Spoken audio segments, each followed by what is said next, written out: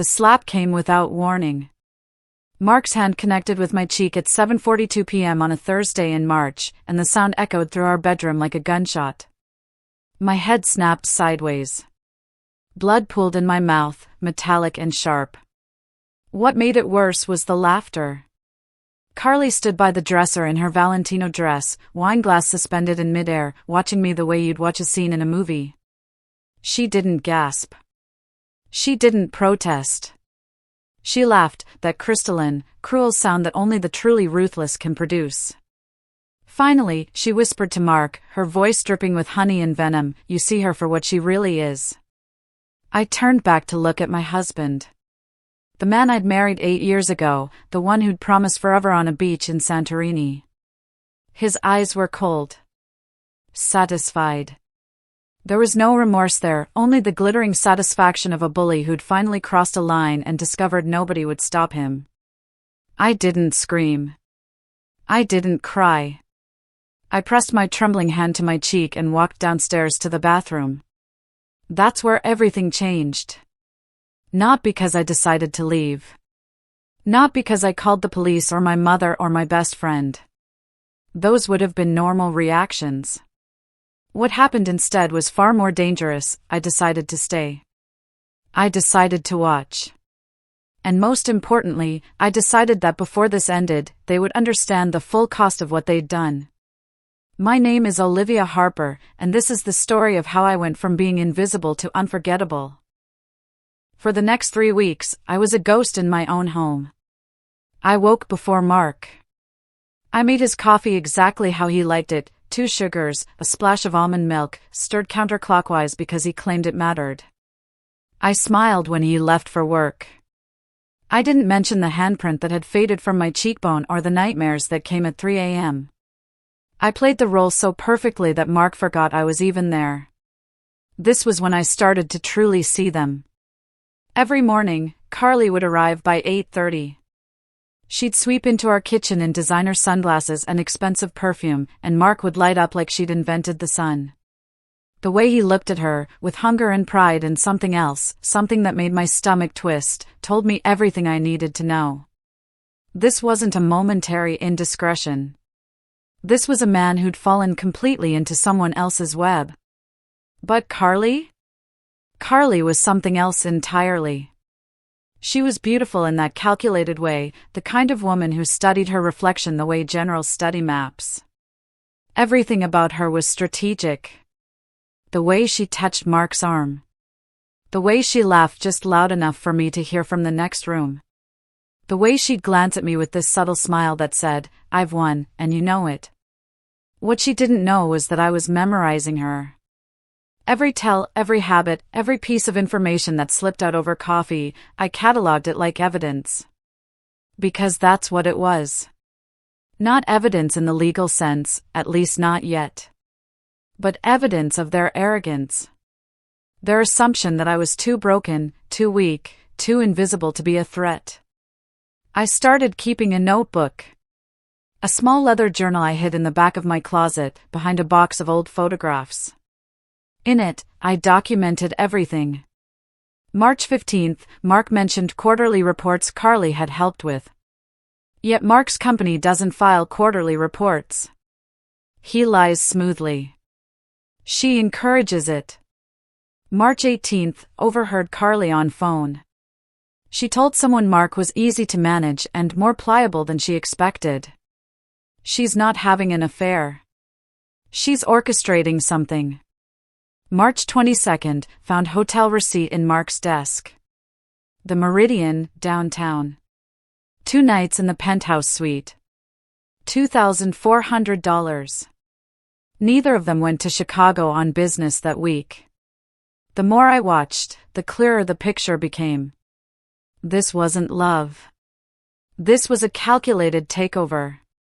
Carly had moved into my marriage like an invader claiming territory, and Mark, foolish, vain Mark, hadn't even realized he was being colonized. My mother called on March 29th. She wanted to know if I was coming to family dinner on Easter. Of course, I told her, my voice carefully steady. Mark and I will both be there. What I didn't say was, just Mark and I. Not Carly. Not yet. But soon. I was making a plan. Not an angry plan, not a desperate one. A patient plan. The kind that only works if you're willing to wait, to observe, to let your enemies make their own mistakes while you quietly gather the ammunition they're so generously handing you. April arrived like a whisper, and with it came the first phase of my strategy. I joined the gym where Carly trained 3 times a week. I didn't approach her or make my presence obvious. I simply existed nearby, a woman in black yoga pants, watching her perfect form collapse into casual cruelty as she gossiped with other trainers about Mark's wife, me, and how pathetically devoted I was to a man who didn't even notice me. "She's practically invisible," Carly said one Tuesday, stretching in front of the mirror. "Mark says she used to have this fire, you know? Now she's just bland. Forgettable. I honestly don't know what he ever saw in her." I was on the treadmill behind her, my heart hammering. A lesser woman would have confronted her. A weaker woman would have cried. I simply smiled and made a mental note. Carly's weakness: she talks too much. She can't resist an audience. She needs to be admired. Use this. That same week, I contacted a private investigator. I didn't do it from home. I drove to a coffee shop in a part of town where nobody knew me and met with a woman named Dr. Patricia Chin, who'd been recommended by a friend of a friend whose sister had gone through a messy divorce. "I think my husband is involved in financial impropriety," I told her calmly, sliding a folder across the table with the hotel receipt, the documents I'd found in his office, and a list of dates and inconsistencies I'd noticed. "I need to know if what I suspect is true." Patricia didn't ask me to elaborate. She studied the documents with the cool professionalism of someone who'd seen 100 marriages implode. When she looked up, there was something like compassion in her eyes. "How long have you known?" she asked. "About 3 weeks," I said. "But I've been married to him for 8 years. Some part of me has always known." She nodded slowly. "This will take time. And it will be thorough. Are you sure you want to do this?" I looked her directly in the eye. "I'm sure." 2 days later, my best friend Rachel called me in a panic. "Oh my God, Liv, I just saw Mark and Carly at the Roosevelt having lunch. Like, full-on romantic lunch. Candles. Wine." He was holding her hand. "I'm so sorry you have to." "It's okay," I interrupted, my voice steady. "Actually, I'm going to need you to do something for me." Over the next hour, I gave Rachel very specific instructions. Nothing dramatic. Nothing that would alert Mark or Carly that anything was wrong. I simply asked her to be available on a particular date in early May, to wear something memorable, and to mention to mutual friends, casually, naturally, that she'd seen something concerning at the restaurant that day. Rachel thought I was planning some kind of confrontation. She was wrong. I was planning a reckoning. By the first week of May, Patricia had uncovered something far worse than an affair. She'd discovered fraud. Over the past 18 months, Mark had been moving money from client accounts into a shell company. Nothing huge, small amounts, easy to miss in the chaos of a busy financial firm. But systematic. Deliberate. The kind of theft that looks like incompetence until you zoom out and see the pattern. And Carly wasn't just his mistress. She was his accomplice. She'd been a junior accountant at Mark's firm until 3 months ago, when she quit to pursue other opportunities. Except those other opportunities involved helping Mark launder client money for what appeared to be personal use, and covering the tracks so skillfully that it had taken a forensic accountant to even notice. I sat in my car in a parking lot in Pasadena, holding Patricia's report, and felt something shift inside me. This wasn't about a betrayed wife anymore. This wasn't even about revenge, really. This was about stopping predators. Mark had hit me. He'd humiliated me. He'd made me invisible in my own life. But those were just the appetizers. The real crime was what he and Carly were doing to people who'd trusted him with their life savings. I made 3 phone calls that day. The first was to a lawyer named James Mitchell, who specialized in whistleblower cases and divorce law. I met with him in his office in downtown LA, and I laid everything out, the evidence, the documentation, the recordings I'd made of Mark bragging to colleagues about moving money around without anyone noticing. You could lose everything, James warned me. He's going to come after you with every resource he has. His family will turn on you. Your mutual friends will take sides. Are you prepared for that? I'm prepared for whatever comes, I said. I just want the truth to matter more than his charm. The second call was to the SEC. I didn't do it myself, my lawyer did. We filed a confidential complaint with attached documentation of Mark's financial crimes. By law, they had to investigate. The third call was to someone I'd known in college, a journalist named David Wu who worked for the LA Times and had a particular interest in financial crimes and white-collar criminals. I didn't tell him everything. I simply said I had a story about a financial advisor who'd been systematically stealing from clients and that I could provide documentation. Meet me tomorrow, David said. And bring everything you have. That night, I didn't sleep. I sat in my study and looked at photographs from my wedding day. Young, happy, hopeful versions of myself and Mark smiled back from a dozen different frames. I thought about all the moments that had led to this one, the small compromises, the ignored red flags, the way I'd slowly accepted invisibility as the price of stability. Then I thought about the clients who'd trusted Mark. The elderly couple I'd met at a firm party who'd put their entire retirement with him. The young mother who'd named him as executor of her will. All of those people, handing their financial security to a man who was systematically stealing from them. I picked up a frame, our honeymoon photo in Santorini, and set it face down on the desk. Then I got up and started preparing for what would come next. The Architectural Digest Home Design Gala on May 15th was the most exclusive event of the LA social season.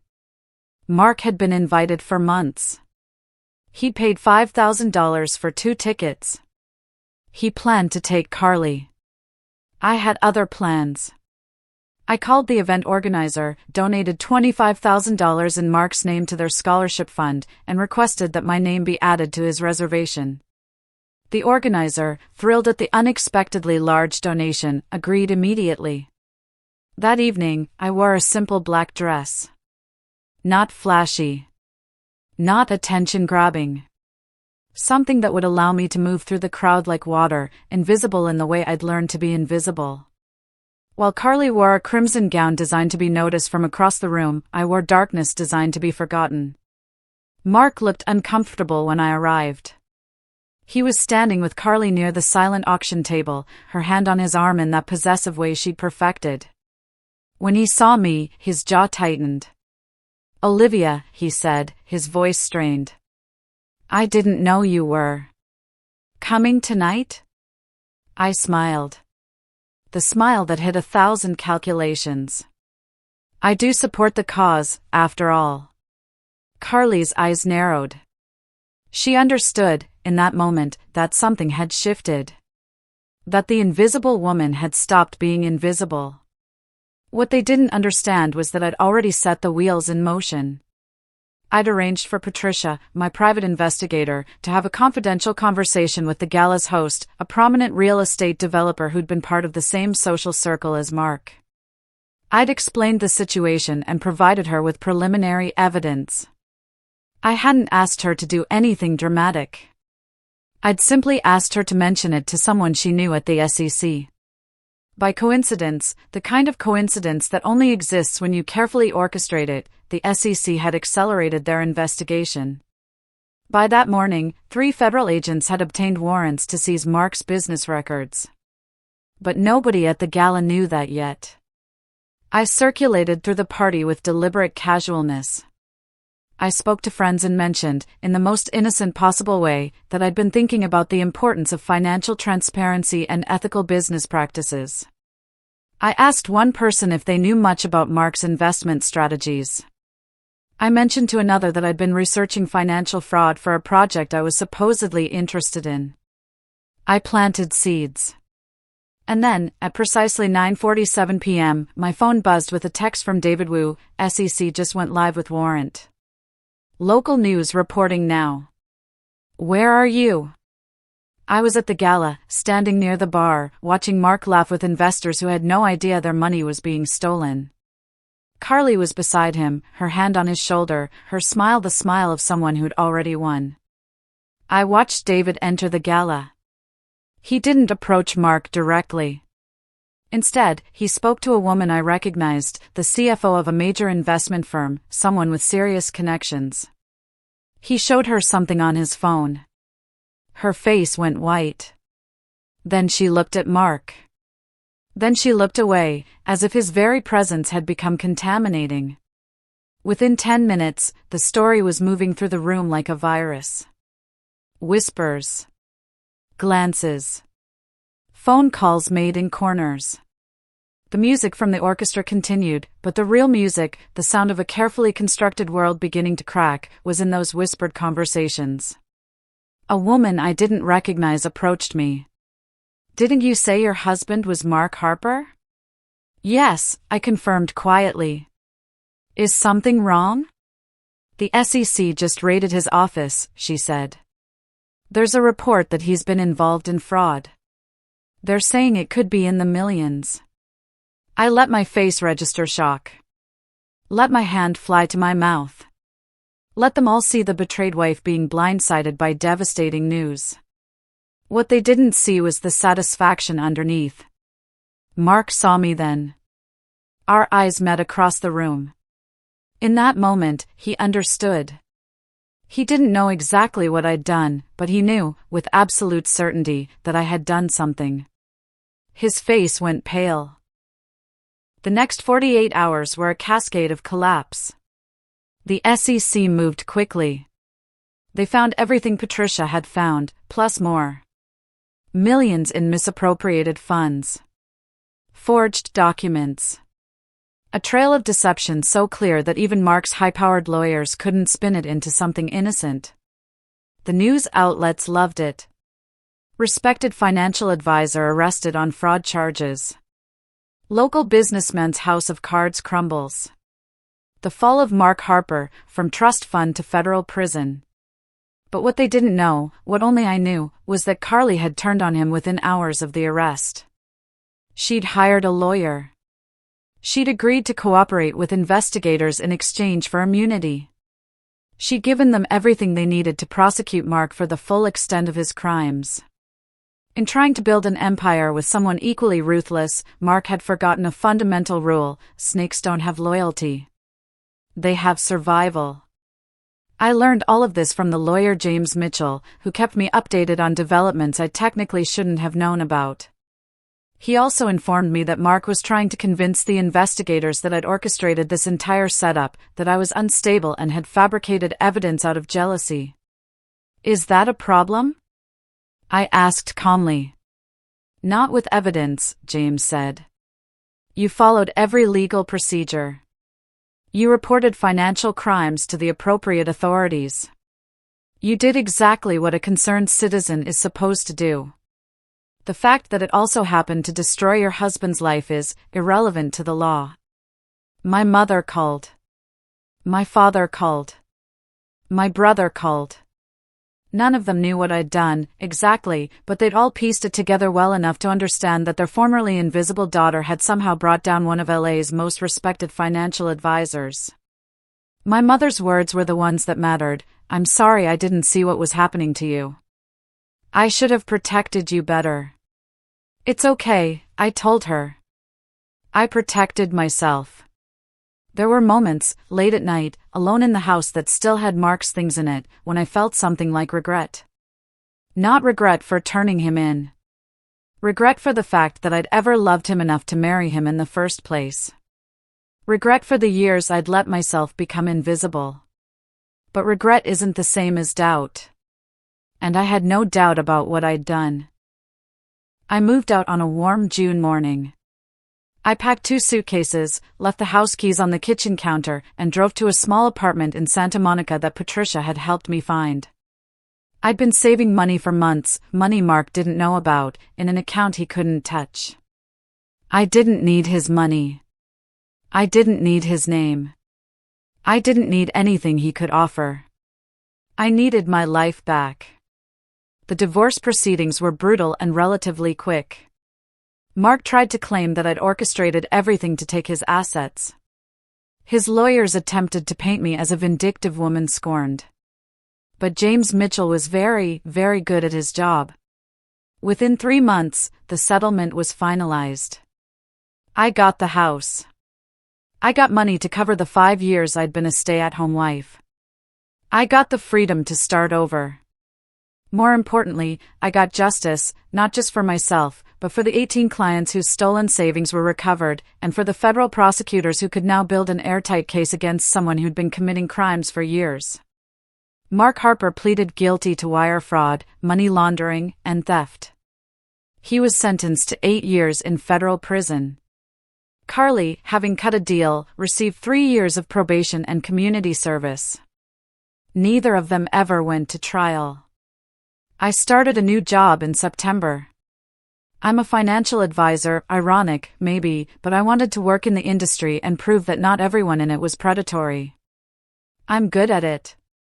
More importantly, my clients trust me. They know I'll put their interests first because I've already proven what it costs to choose anything else. I bought a small house in Malibu with a garden that overlooks the ocean. Rachel came over for coffee and told me I looked happier than she'd ever seen me. I feel like I'm living my own life for the first time, I admitted. Not someone's wife. Not someone's victim. Just me. Do you ever think about what happened? Rachel asked carefully. I looked out at the ocean for a long moment.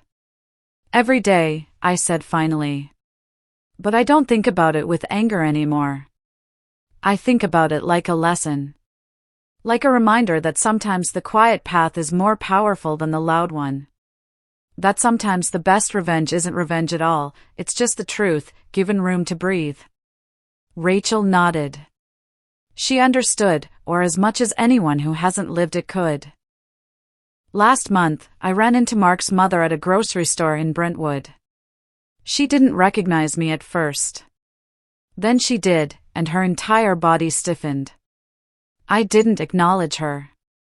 I simply smiled, a real smile, not the hollow one I used to wear, and turned my cart in another direction. Some people deserve to be ignored. They deserve to fade into irrelevance, to become the cautionary tale they've earned. They don't deserve my anger or my attention or even my hate. They deserve to be forgotten. But Mark Harper will never be forgotten, not entirely. Not because of what he did to me, but because of what he did to 18 people who trusted him. His name is now synonymous with fraud in LA financial circles. His children, when he has them, will grow up knowing their father was in prison. His legacy is nothing but ashes. And I walked away from it all with something infinitely more valuable than revenge.